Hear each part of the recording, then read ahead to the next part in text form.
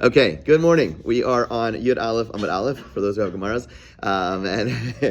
So the last thing we discussed was in Machlokas between Rav Yochanan and Reish Lakish. We tried to make sense of Machlokas, and we had two versions, right? Basically, we were talking about some partition around a vineyard, and Reish Lakish said that the partition, this string across, was good as a partition both for kilayim, in order to separate between the grapes and the other things that are being grown, and for Shabbos. And Rav Yochanan said it's only good for kilayim, it's not good for Shabbos. Okay, that's what they said. The question was, we weren't clear on what was the case that they were talking about. Okay, so we initially assumed that they're both assuming that the top string is on top of the poles, on top of the poles, and what they were arguing about was, and the case they were arguing about was that it's larger, that the Tzuras Pesach is wider than 10 amos. And Reish Lakish says, even when it's wider than 10 amos, it's still going to be a valid partition for Shabbos. And Rav Yochanan, who said it's only good for kilayim, but not for Shabbos, was saying that when it's wider than 10 amos, it's not going to be a valid wall for Shabbos. That was the initial version, but the Gemara rejected this. The Gemara said, no,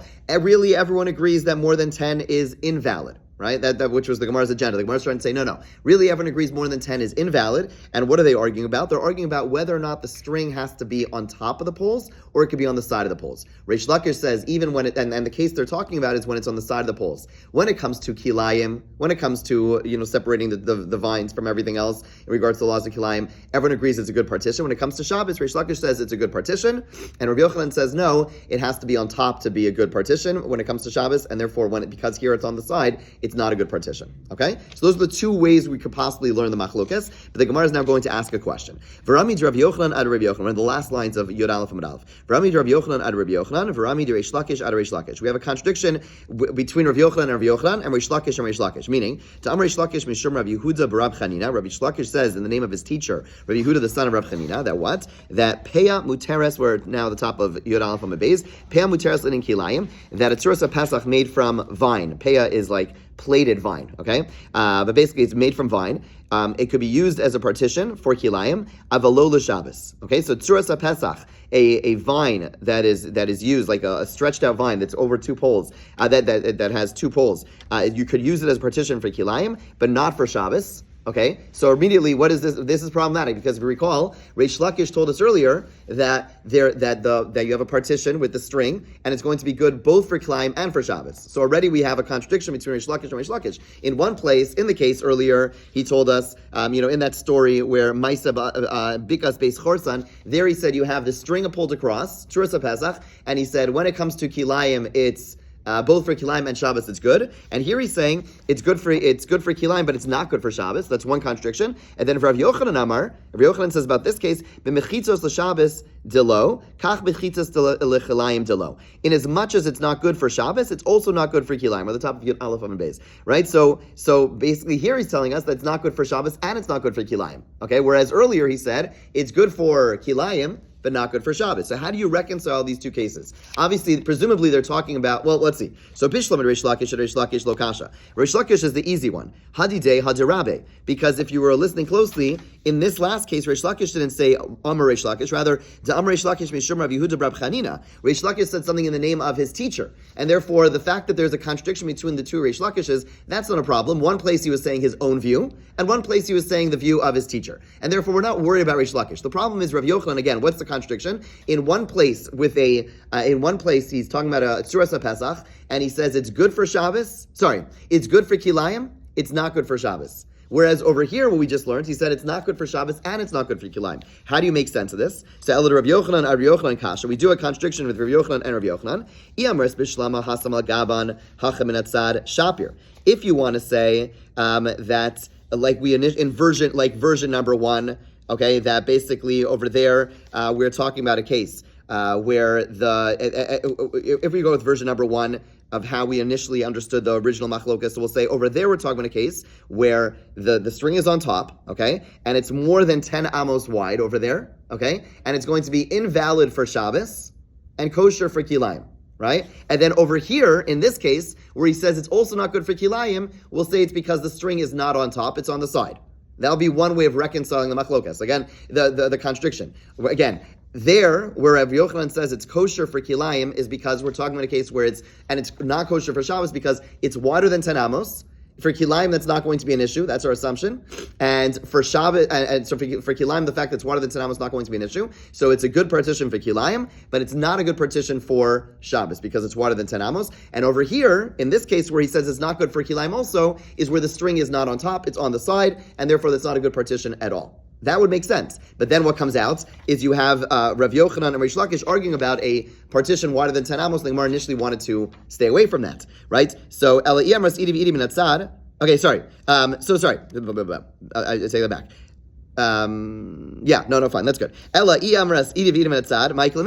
if you want to go with version 2, the way we started today, and saying that the reason Rav Yochanan invalidated the partition in yesterday's case was because the fact that the string wasn't on top, right? Then they're both on the side, they're both not on top, and we're never talking about wider than 10 amos, then how do you reconcile the machlokas? In both cases, why is it in this case, kilayim is not good, in the other case, kilayim was good? Let me say this question again, just to be clear. Okay, so again, we were trying to make sense, yesterday we quoted Rav Yochanan in the context of a discussion of whether or not we're going to invalidate a tzuras of Pesach that's wider than 10 amos. We weren't sure, and we said that the case there was talking about where the string is on top, and it's wider than 10 amos, and Rav Yochanan invalidates it. Okay, and that's what we initially wanted to say. And then we said, no, really, Rav Yochanan says, really we're talking about a case where they're not arguing about whether or not it's wider than 10 amos, but rather, and we don't have any proof about what Rav Yochanan has to say about wider than 10 amos, rather there, the reason Rav Yochanan invalidated was because the string wasn't on the top, it was on the side of the poles, not on the top of the poles, right? And that's where the Gemara landed. But now we're saying, according to that second version, we now have a contradiction. Because if you're telling me Rav Yochanan doesn't weigh in on the case where it's wider than 10 amos, and rather over there the reason Rav Yochanan invalidated was because it's on the side, right? But when he says it's on the side, it's still going to be valid for kilayim, because in that yesterday's case, he said it's valid for kilayim, it's not valid for Shabbos. So why over here is he saying it's invalid for both? How do you make sense of that, right? I'll tell you a good way to make sense of that would be to say that over there, we're talking about where it's wider than 10 amos, and that's why it's going to be valid for kilayim, invalid for Shabbos, right? And over here, we're not going to say that. And over here, we're going to say it's on the side, and therefore it's going to be invalid for both. Then it would make sense. But yesterday we're trying to veer away from that, right? So we're stuck. So the Gemara says, L'olam idim netzad. No, the Gemara says, no, you missed another variable.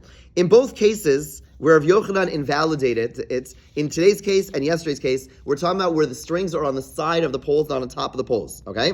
So, however, Hasam be'eser, in the case, yesterday's case, it was a tzuras Pesach that was within 10 amos, and therefore, by Shabbos, he said, okay, it's invalid, but by Kilayim, he's going to say it is valid. Here today, this case where he invalidates it by Kilayim also, it's wider than 10. And the novelty, what we're seeing over here, is that not only by Shabbos is wider than 10 going to be an issue, but even by Kilayim, wider than 10 is going to be an issue. Again, so let's just go quickly reconcile. Here's where a whiteboard would have been helpful. Thank you. Yeah. We should bring it up. I asked her again to bring it up. Okay. God willing, we're going to have a whiteboard here. Okay. I'm going to have to do more pre-gaming for this class. Okay. But the point is that right now where we are landing is that in the case, until now we assumed, there was an assumption that this whole thing of a tzuras Pesach wider than 10 or more narrow than 10 was only really going to impact Shabbos. Shabbos really need a real partition. Kilayim, we didn't need the same level of partition. So on Shabbos, if it's wider than 10, it's not really a partition anymore. But now Rav Yochanan is concluding, no, wider than 10 is going to be an issue when it's wider than 10, it's going to be invalid for Shabbos. When it's a string on the side, and it's wider than 10, right? So it's two invalidations. One, it's not a string on top. Two, it's a string on the side, and it's wider than 10. Then it's going to be invalid for kilayim as well. Okay? Now, halacha l'maisa, as we spoke about yesterday, when you're making an eruv, if you're ever making an eruv, one of the things you want to keep in mind is that the strings really have to be on top. To make a tzuras Pesach, to make that opening, the tzuras Pesach really has to, the doorway to really close things off, it has to really be on top. That's the way we paskin, like Rav Yochanan over here. Fine. And that is the halacha, the string has to be on top. Okay, let's go further. Uminat temra. So now, this is a new idea that we're saying by kilayim that Shani ben Eser Yoshmi Eser. This is the first time we're seeing that by kilayim, which we weren't really discussing until now, that there's a distinction made between less than 10 and more than 10. Until now we assumed that was only a Shabbos thing. Now we introduced that it's also a kilayim thing. Where does that come from? So the Gemara gives the basis for this idea that with kilayim, when it's more than 10 amos, it's going to impact things. Rav Yochanan said to Reish Lakish, Lo kachai maisa. Wasn't there a story like this? Shalach Rav Yeshua eitz Rav Yochanan Menuri lilmod Torah. Rav Yeshua went to study Torah under Rav Yochanan Menuri. Afa pisha baki b'ilchos kilayim. Even though Rav Yeshua was a real expert when it came to kilayim, he wanted to get Rav Yochanan ben Nuri's opinion about a crossbar extending from side to side. And he found Rav Yochanan ben Nuri sitting between some trees. Umasach Zamora mi ilan ilan. So Rav Yeshua wanted to show him a case. So basically, he sees him standing between trees. He grabs a vine and he starts making a tzuras Pesach. Okay, this is like he was a visual learner. Okay, he takes a vine, goes from tree to tree, and he makes the tzuras Pesach. And Yeshua asked him, Rabbi, my teacher, if there are vines on one side and other crops on the other side, would this partition be sufficient? Amar lo be'eser mutter. He says a tzuras Pesach when there is 10 amos, it would be okay. Be'yoser me'eser aser. But if it's more than 10, it would be invalid. Okay, so we see him distinguishing between 10 and more than 10. And then the Gemara continues and tries to clarify the case.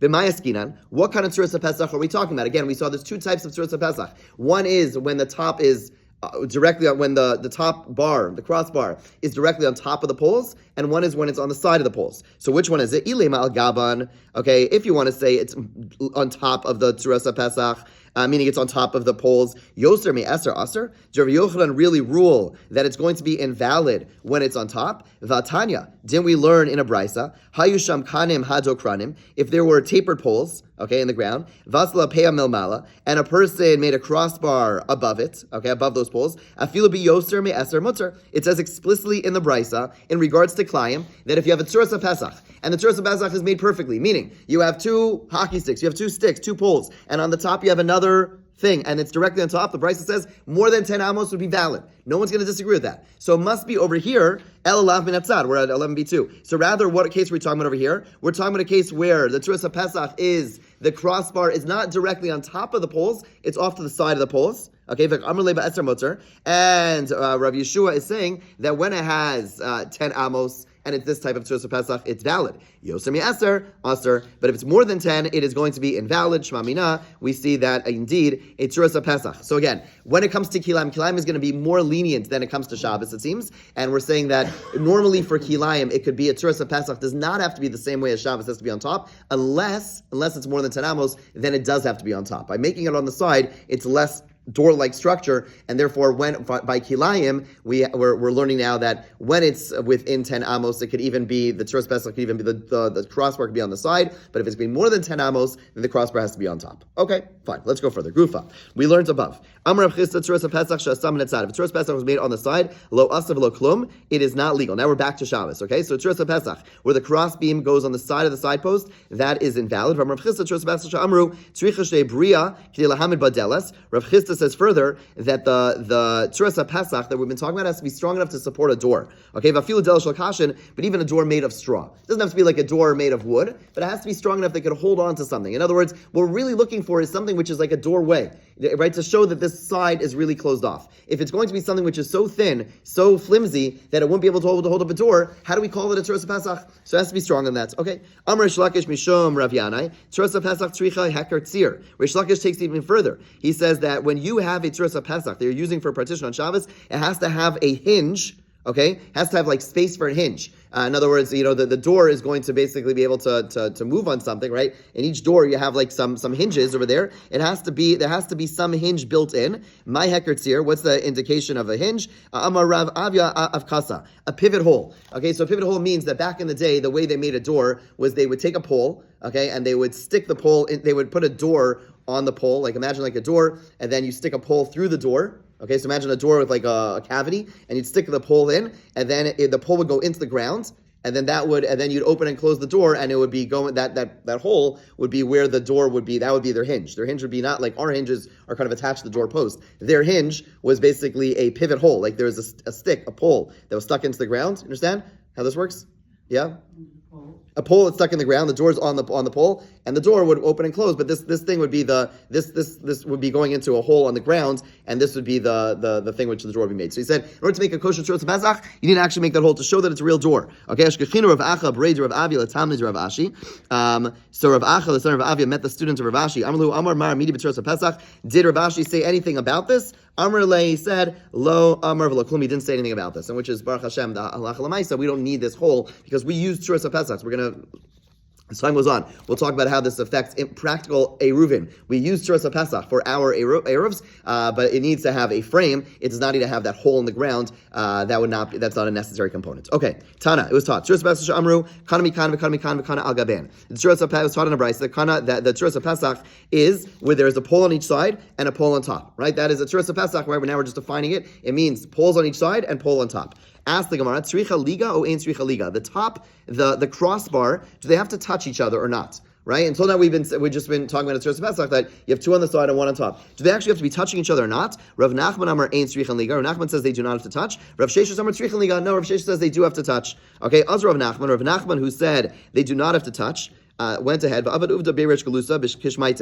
he went ahead and he built a Tzuras HaPesach at the home of the Reish Galusa. Okay, so Rav Nachman was a big rabbi in the area. The Reish Galusa is like the president, the Jewish president of like the Jewish council, let's say, but a very important, influential individual. And he was asked to go make a Tzuras. He was asked to make an eruv for the dignitary. He does, but he does it in his way, which means you have two posts and the top part does not touch. It's above it, okay? So what happens? Amalei Rav Sheshes l'shamei Rav Gada. Rav Sheshes turns to his aide, Rav Gada. Again, Rav Sheshes said they have to touch. So Rav Sheshes turns to his aide, Rav Gada, and he says, Zil shlosh tinu, go break it. Go break it. Okay, he says it's not valid. You're not counting like the Reish Galusa sin. Go break it. Okay, people were intense back in the day too. Okay, fine. Azal shalav shadinu. Rav Gada goes and pulls it down. Ashkichud Reish Galusa chavshua. So the members of Reish Galusa found him and they put him in jail. Reish Galusa was a very powerful individual. It wasn't just like a schnook. He had like real authority, right? So Azal Rav Sheshes come above. Rav Sheshes comes to the door of the prison. He says, Amalei Gada pukta. Gada, leave the prison. Nafak v'asa, they let him leave the prison. What this means is that they assumed Rav Gada was just doing this like to be destructive. They assumed he was just like a villain. But now the fact that Rav Sheshes comes to like rescue him, it indicates that clearly it was done with Rav Sheshes's instructions, and therefore they let him go. Okay. Ashke Rav Sheshes Rabbi Bar Shmuel. Rav Sheshes met Rabbi Bar Shmuel. Amar Lei, and he said, Rav Sheshes asked him, Tani Mar Midi b'Tzuras HaPesach. Do you know anything about Tzuras HaPesach? Amar Lei in, meaning this question of does it have to touch? Rav Sheshes says it has to touch. Rav Nachman says it does not have touch. He says, do you know anything about this? Amar Lei in, he says yes. Tanina was taught in a brisa. Okay. Kipa Rabbi Meir Mechavias Bezuzah v'Cham Potrin. Okay. If you have an archway, now we go into the laws of mezuzah. Laws of mezuzah and laws of Eruvin have a lot of overlap. Sukkah, mezuzah, Eruvin have a lot of overlap. Okay. So when it comes to and we actually saw this in Masech Shabbos, for the record, in like the first 10 blocks. So was mezuzah in another book too then? This isn't the mezuzah book. It comes up a lot in here. Okay. There is no sefer, there is no Masechus Mezuzah, but which is tricky, but it does mostly come up elsewhere. But we're going to see a bunch of pieces about Mezuzah which are going to come up over here. Okay, so an archway, right? You have a door, right? You see a picture, archway. Archway is an archway, right? You have post and then it curves at the top, right? So so let's say you have an archway. Rameir says it's going to need a mezuzah. The Chum say it's going to be exempt from a mezuzah. Let's see what we're talking about. Vishavin, they both agree asara that if there is 10 tvachim going up and then the archway begins shichayeves. That it's going to be that you're going to require a mezuzah. Now let's think about that for a second. Let's look at the picture. Okay, so you have 10 tvachim high. 10 tvachim high. Now, how high is 10 tvachim? Like the mechitza in the other room. That's 10 tvachim. Not that high, right? Which, by the way, let's pause here for a second. Halach l'maisa, meaning people have crawl space. This comes up all the time. People have crawl space like, oh, it's not a door. It's just this cross. No. If your thing is 10 tvachim high, 10 tvachim, which is not that high, right? Or right? It's basically like, I don't know, about yay high, then you are going to need a mezuzah on that door. That is a full-fledged door. That's a full-fledged room, and you're going to need a mezuzah, right? So those doors are going to absolutely need a mezuzah. And again, especially, I don't know, in Baltimore, for some reason, everyone has these like wacky like spaces in the older houses. So those small doors, oftentimes in the basement, are full-fledged doors and are going to fully need a mezuzah. That's number one. Number two is if it has an archway, it's also going to need a mezuzah. Now, before we get into more of the machlokes, what they both agree about is that once it's 10 tvachim high, and then you have an archway, you certainly need a mezuzah, right? So the fact that it doesn't go like this. Now, how does that relate to our discussion? Because wait a second, where's the crossbeam? It's so high up, right? Because over here there's no crossbeam. Over here there's a crossbeam, right? I mean, in order to be the chayav from mezuzah, there has to be a crossbeam, right? So there, right? Which, by the way, is also an important thing. If you have just a wall going up, you have things on both sides, also a Baltimore favorite, the wacky walls over here, especially like Summit Park, whatever. If you have posts, right, and there's no crossbeam, but just flush with the roof, ceiling, there's no chiyuv mezuzah. Okay, it's only if there's something comes down. So an archway, My kitchen is like that. There we go. There we go. My mezuzah off when he came to check my mezuzah. Okay, I'm happy to do mezuzah checks. Okay, so now, I'm checking if you need a mezuzah. But the bottom line is, the archway, where's the crossbeam? The answer is that even though it's not attached, it's above. right? Because really here, throughout this whole thing, there's no crossbeam. The crossbeam begins over here, right? And the halacha is still, everyone agrees, you need to put a mezuzah there, right? So what do you see? Let's bring it back to Hilchas Eruvin. You have two posts, and the crossbeam is not touching. Is it still a valid Tzuras Pesach? The answer is absolutely. If you're chayav for mezuzah, even though it's not touching, like the case of the archway, where we have to pretend, it goes down, but basically there's a gap, so too for Eruvin.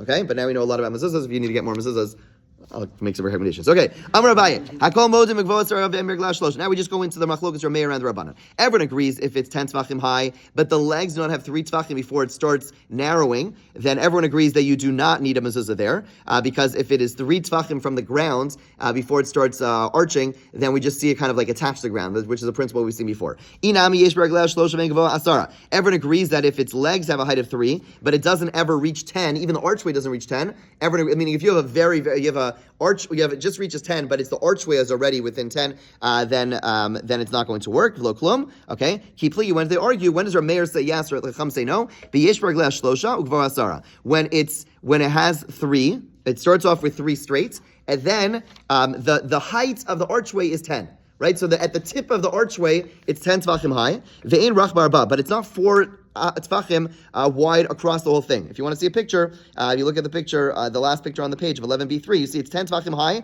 from one point to the other point, and it's 3 tefachim. It only starts moving into an arch after 3 tefachim, but it's not 4 tefachim wide throughout the whole thing because of the archway, right? So what happens there? So ve'ein rach barba, v'yesh bo lachuk lashlim la'arba. The wall surrounding it is large enough that theoretically, if you were to carve into it, then you would be able to make it 4 by 10. Rameir savar chokin lahashlim. Rameir says you do this imaginary etching out. And so you see the dotted lines over there. He basically imagines that you would etch it out, and it's as if there is a 4 by 10 space there. The Rabbanan Savri in Chokin Lahashlam Rabbanan say you do not do that etching out, and basically you would not be chayav for a mezuzah in that case. So again, if you have a regular door downstairs, which is very small, like into a crawl space, but it's 10 tefachim high, you would 100% need a mezuzah. If it's going to be curved and it only reaches 10 tefachim, then Rameir would say you do. The Chamim, who we possibly would say you do not need a mezuzah in that case. But if it's already 10, if the wall's already 10 and then it starts arching, like your typical, if you have arches in your house, your typical arch is certainly going to be higher than 10 tefachim, unless you'll be hitting your head, right? So it's going to be 10 tefachim high, and then it's going to have an arch. You 100% need to have a mezuzah in that case. Okay, fine. How many feet is this? 10 tefachim? Yeah. Imagine the mechitza next door. Not very high, right?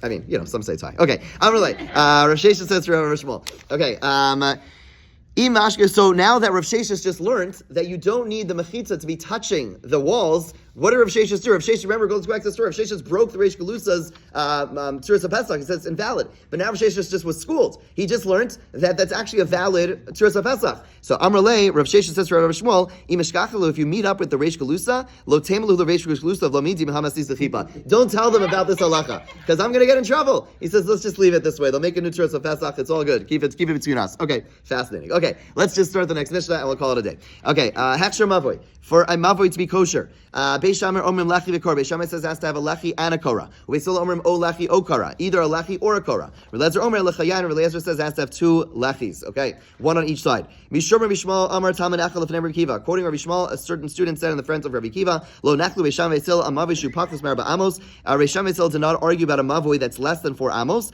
Actually, they both agree in that case. You need to o belechi o bekora. There, everyone's going to agree a lechi or kora where it's less than 4 amos wide, meaning a very narrow entranceway, not very narrow, but a narrow-ish entranceway. It's a pretty small entranceway. There, everyone agrees either a lechi or a kora is valid. Amen nachlu. When do they argue? A racha me'arba amos vad eser. When it's between 4 and 10 amos, Beis Shammai omrim lechi v'kora. There, Beis Shammai said when it's that wide, then you need both. Uveis Hillel omrim o lechi or kora. Either one is fine. Am Rabbi Kiva al zev nachlu. Rabbi says no. Even Beis Shammai argued even when it's less than 4 amos wide. Not like you said that they agreed when it's less than 4 amos wide. Let's just start the Gemara. Kiman. Who does our Mishnah go? Like Deloke Chanani Veloke Ketana Kama. The Gemara assumes at this point that we're talking about a mavoi mifulash. What is a mavoi mifulash? Where it's open on both sides. The Gemara is saying, wait a second. Remember when it's a mavoi, when it's open on both sides, we had one opinion says you need 2 doors, one opinion says you need a doorway. Over here, we're saying only a lechi or kora. So this doesn't seem to match up. Rav Yehuda Achiyamar, no, you're misunderstanding. Hechsher mavoi sasum ketzad. Our Mishnah is not talking about a mavoi mifulash where it's open on both sides. We're talking about where it's closed on 3 sides, open only on one. There, Beis Shammai omrim lechi v'kora. Beis Shammai says a lechi or a kora and a kora. Beis Hillel omrim o lechi kora. Beis Hillel says about this case where it's closed again on 3 sides, either a lechi or kora. But when it's open on both sides, then we do need more. Okay, have a great day.